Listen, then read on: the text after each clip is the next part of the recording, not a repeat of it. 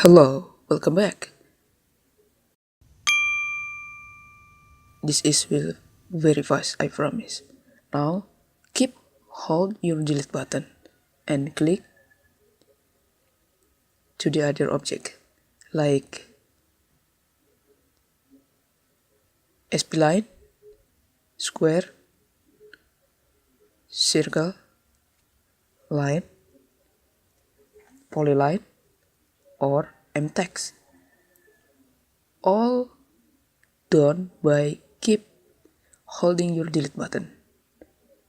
Now we will see what happened if I undo it and they are back in sequence. Ah, cool enough, I think. Okay, thanks for watching and have a great day.